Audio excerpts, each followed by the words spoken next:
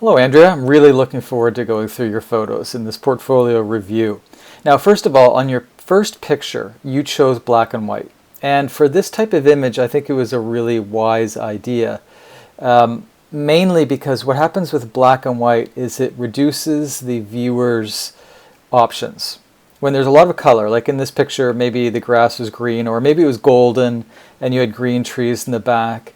When you have more options for the viewer, you have less attention span usually. That's why black and white is so beautiful. And by turning this black and white, we're really focused on the words, the sign, the sort of the graphic elements and the curves of the wrought iron. It's a really good choice to remove the color. Now, I don't think that I would change much of anything. If I could simply just get rid of these little leaves up here, I would. Now, it's not a deal breaker, and the reason why it's not that bad is because we do have a line of trees in the background. So it's not like this is totally sticking out. Now, one thing I will mention, I'm using Adobe Lightroom CC, the cloud-based version. And I will readily admit that there are better options for cloning and better options for healing. I do find that if I'm having problems with getting an accurate clone, I'll probably send my photo straight to Photoshop. Or if I'm using my iPhone, I will simply use an app like Touch Retouch or Photoshop Fix. So yes, you can attempt to get rid of this within Healing Brush in Lightroom CC, and it usually works okay, but it's not the best. As you could see, we have some artifacts here. Okay, so that's great. We're going to move on to your second picture. Now, this is an image that I think would be better with a bit more breathing room. Now, whenever I'm doing portfolio reviews or reviewing photos during my photo workshops, one-on-one with students, I'm often sort of encouraging them to have a little bit of breathing space when we're dealing with graphic items or products or items like this. So we just need a little bit more space on the left and right side, right here and right here. Now, sometimes it's not possible because there is maybe an ugly thing here that you don't want. I understand that and I appreciate it. And it's quite possible that you had to crop this tight. If that's the case, I feel that your picture would be better served. Sorry, I'm just going to click off the... By the way, if you ever are using Lightroom CC and you make your crop a bit tighter and you see all the corners are going in, just click this little lock button and that will allow you to independently adjust the cropping of each side. Now, back to what I was saying. I feel that it's better to crop in on the top and bottom. And what this will do is it'll sort of balance out the picture. It's still a little tight for my liking. However, the nice thing about cropping in is that we get rid of the distracting elements of this blown out area. It's sort of, sometimes you call it useless information up here. So let's crop this in. And I feel that this is a little bit of a better shot. Now, next thing is this may be better as a black and white. So let's go to our presets. Now, the nice thing about black and white is that you can do everything yourself. However, if you want quick options because you don't feel inspired, just go to your presets. This is in Lightroom, of course. You may be using a different program. And just flip through a whole bunch of different options. These are black and white preset options. You can even download presets from other people. Let's say that we like landscape, for example. So we hit landscape, we go to the X, and there we have it. It's a bit more of a graphic image now. Okay, now of course you don't have to do this. You may like the color version better. This is simply my subjective comment. Okay, let's go to your next one.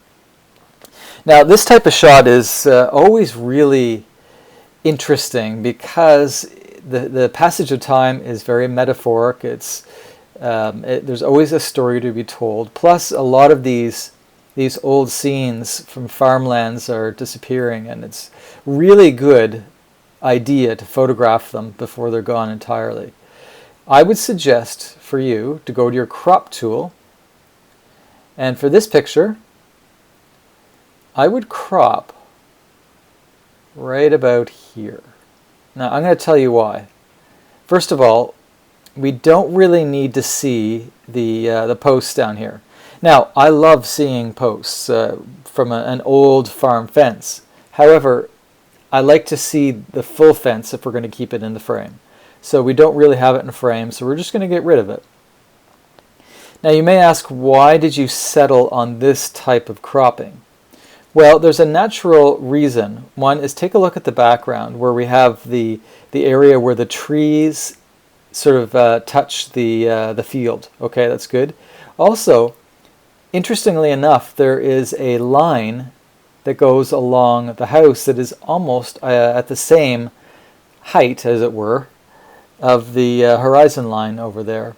So this, I feel, is a natural looking crop. What do you think? We have a lot of interesting negative space up here.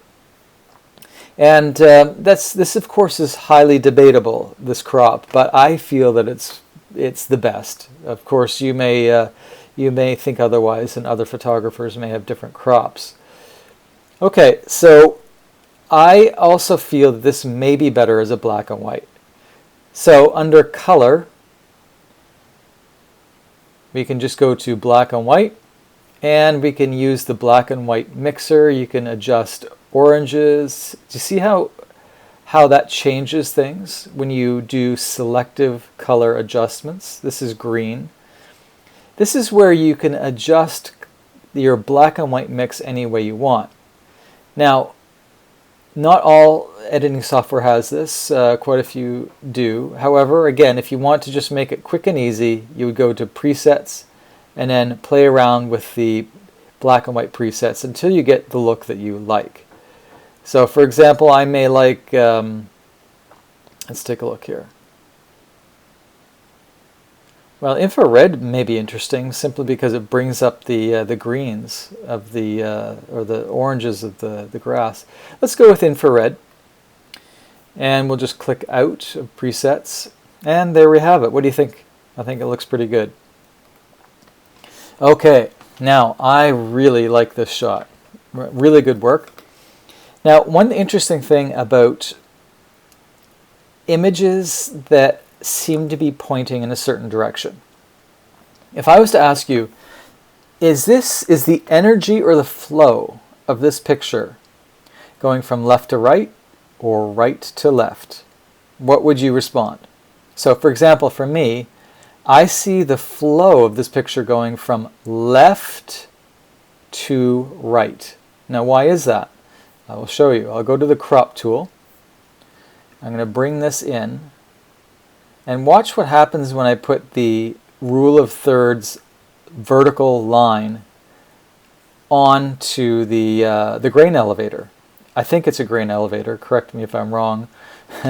So it may be hard for you to see this really light line, but this is a rule of thirds grid that I have here.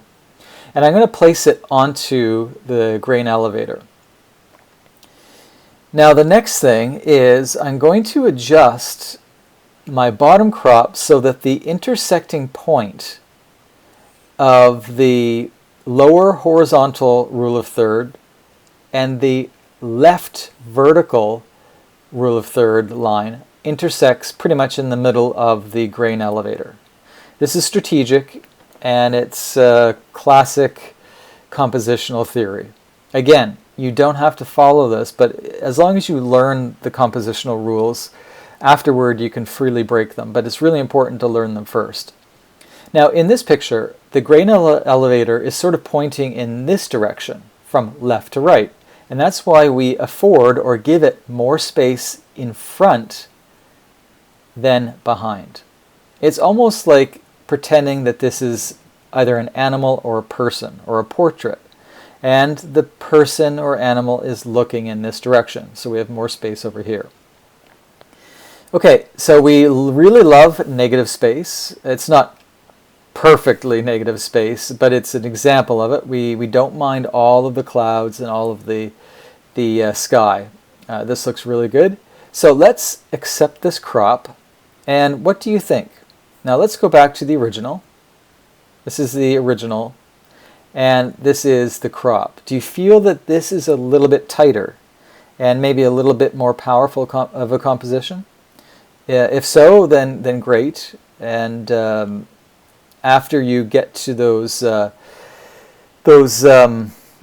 of classical compositional rules, just free to change them any way you want. Okay, so the next thing I want to show you, and this isn't in all editing software. However, in Lightroom CC, we have linear gradient tools, and these are really interesting. So I'm going to click on it. Excuse me.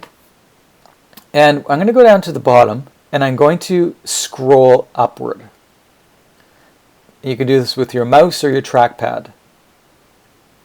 Okay, then now the next thing is I'd like to show you what happens I'm sorry, excuse me, when we adjust certain elements.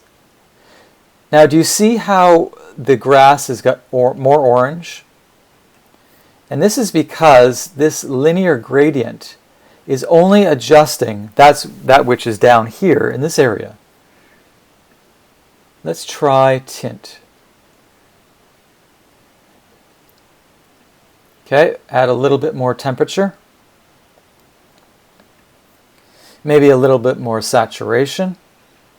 So what this did was it just allowed us to have a more vibrant look to the field. Now, I don't know if this is a realistic color or not, unfortunately, but here's the original and here's the edit. And that's the value of this linear gradient, is that you can just sort of do a really quick and easy adjustment to just the bottom portion of the picture, or you could even do the same at the top if you wanted to. Okay, that's all I feel that needs to be done with this picture. I really like it. I think you did an awesome job on it. So we're going to back out. We're going to go to your next shot. And for this picture, I love the colors. It's a very happy picture. I do feel that this is a little bit distracting, and that's a really easy fix. So what we're going to do is just do a crop.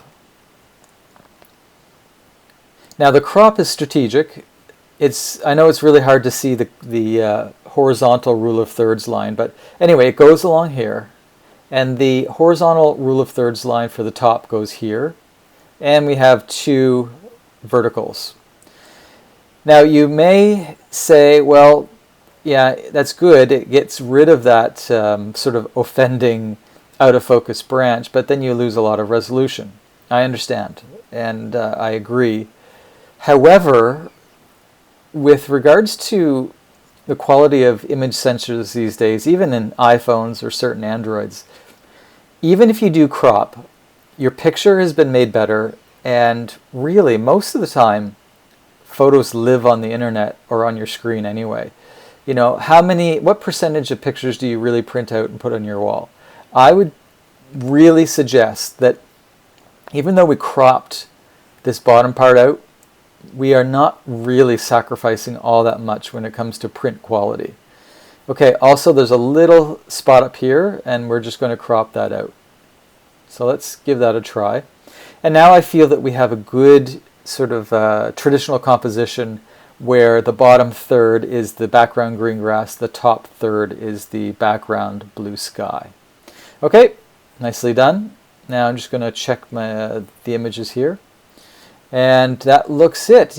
Yeah, you sent in 5 pictures, and I really hope you got something out of this review. I really enjoyed going through your pictures, by the way. It was really enjoyable to see this this wonderful part of maybe the Midwest. I'm not sure where you photographed these images, but anyway, they made me smile. So you did a great job. Thanks again. Talk soon, Andrea.